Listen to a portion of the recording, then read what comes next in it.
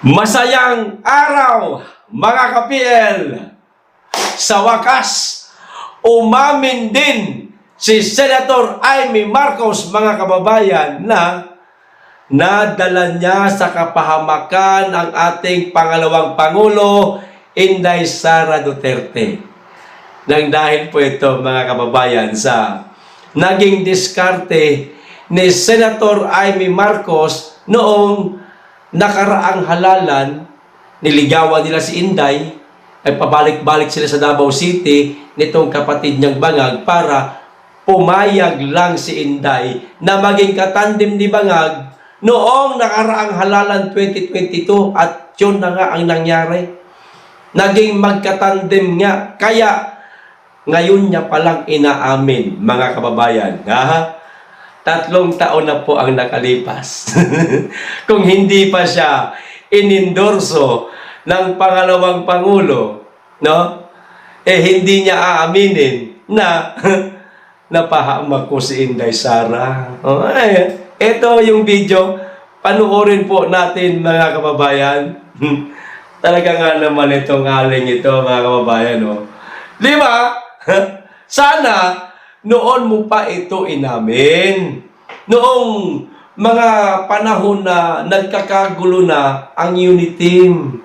Noong nagkaroon na ng sagutan at girian si Tamba at ang pangalawang Pangulo, inantay mo pa talaga na magkaroon ulit ng halalan itong midterm election, tsaka mo aminin. Ano ito? Seryoso ba itong pag-amin mo, Senator Amy Marcos? O baka naman may pamumuliti ka pa rin ito?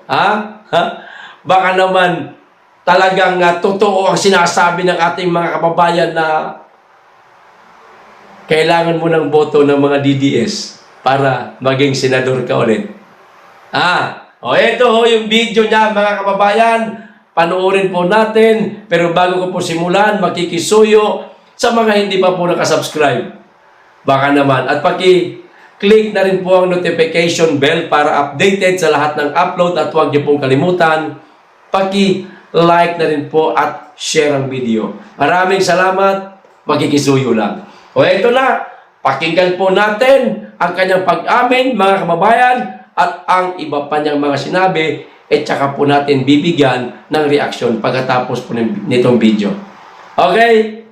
I need to ask directly, ito po ba ay resulta or sort of reward ni VP Sara sa inyo after the series of hearings that you conducted about the ICC arrest of his father? Reward po ba ito o paano ba? Ay, hindi ko naisip yun. Hindi rin niya naisip. Talagang nag-uusap na kami noon pa. Sabi niya, tsaka na akong mga ngampanya. Ayoko nang umikot nitong eleksyon na to. Pero yun nga, nung pabalik niya sa Hague, inutusan yata sila ni Senator Robin, ni Presidente Duterte na mga ngampanya at tulungan ng mga kasangga.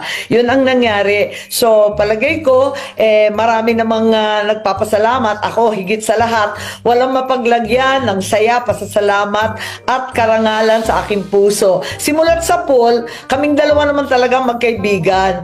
At kahit papano, aminado ako na naipahamak ko siya dahil hindi ko naman alam na mangyayari ang ganito. Kilala niya ako, kilala ko rin siya, kilala namin ang isa't isa, hindi nagbabago ang pagtanaw ko ng utang na loob at paghanga sa pananatili niyang may tiwala sa akin. Kaya eto, andito kami, hindi niya ako binigo at hindi ko rin siya bibiguin. Ang katapatan sa ating bansa, ang kabayaran sa kanyang pagtitiwala. Napansin niyo po, mga kababayan, ang huli niyang sinabi bago po magtapos ang video. Hindi niya daw po bibiguin ang ating pangalawang Pangulo. Senator Amy naman, parang narinig na namin yan momenta na ho yan. Noong nakaraang halalan pa. Inulit mo lang ngayon Natatakot kami baka pagdating ng araw at manalo ka na. Ang kasunod nitong sinabi mo na hindi mo siya bibiguin, pambubudol na naman. Ha? Ano ba nangyari? kay VP Inday Sara, matapos mong sabihin niya noong nakarang halalan na hindi mo siya bibiguin, di bagay nabudol siya, ang pinakamaganda na sabihin mo o aminin mo, Senator Amy Marcos, ang kahilingan ng taong bayan. Ang alin? Aminin mo na kumakain ng pulburon yung kapatid mo. Total, inamin mo na rin lang na nadala mo siya sa kapahamakan. Bakit hindi mo aminin na, oo, yung kapatid ko kumakain man yung pulburon yan? Totoo man yan? Alam naming masakit bilang isang nakakatandang kapatid na aminin mo sa taong bayan na yung nakababata mong kapatid, kumakain ng pulburon. Alam namin yan. Kasi kapatid mo pa rin yan no? Kung magagawa mo yan, na aminin mo sa taong bayan na kumakain ng pulburon yung kapatid mo, bibilib kami sa'yo, Senator Amy. Sasaladuhan ka namin, baka nga ikampanya pa kita Pero, hanggat hindi mo masasabi yan, mananatili pa rin sa aming kaisipan at sa lahat ng mga DDS buong mundo na baka ginagamit mo na naman ulit ang pangalawang Pangulo. At eto pa, mga kababayan, hindi niya bibiguin ang ating pangalawang Pangulo. Hindi niyo naintindihan? Ibig sabihin nun, mga kababayan, para sa akin lang maaring siya po ang lumapit sa pangalawang Pangulo para i-endorso siya. Napansin niyo ba? Sinabi niya hindi ko siya bibiguin. Okay? So, lumapit siya.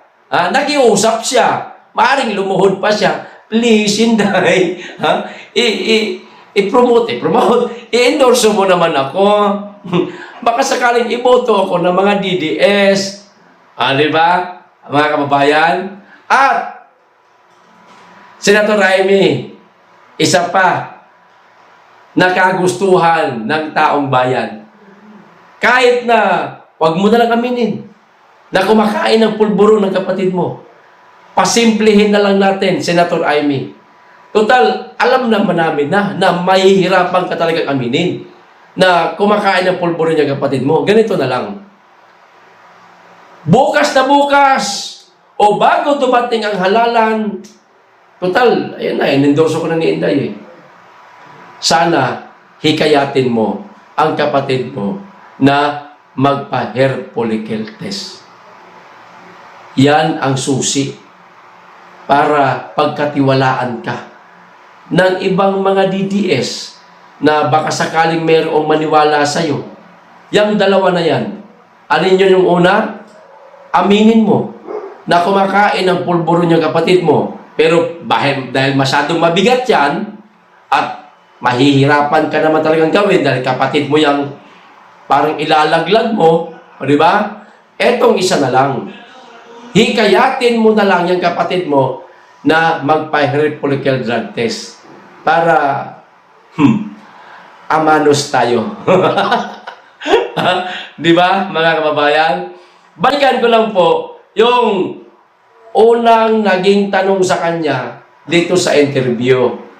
Ang tanong, ito ba'y reward sa iyo ni VP Inday Sara dahil sa ginawa mong hearing sa pagkakadala o sa pagdala kay dating Pangulong Duterte sa Dahig?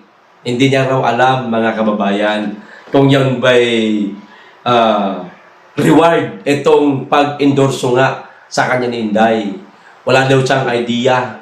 Ganun din daw si Inday Sara. Pero para sa amin, Senator Amy, kung kami ang mag-iisip, ayan, sa pag-iisip lang ito namin, maring totoo, maring hindi. Kinakailangan kang putuin ni Inday. Sabihin lang natin ganun. Kasi meron ka pa rin mga loyalista na naniniwala sa iyo. Baka nga naman itong mga loyalista mo makadagdag sa boto netong Duterte, lalo na dito sa dalawang kandidato ng PDP na unang pagkakataon na tumakbo sa pagkasenador. Hindi pa masyadong narinig ang pangalan nila sa mga nagdaan na maraming taon kasi nga, kung hindi ako nagkakamali, hindi naman sila mga pamilyang politiko katulad ninyo, Senator Amy Marcos.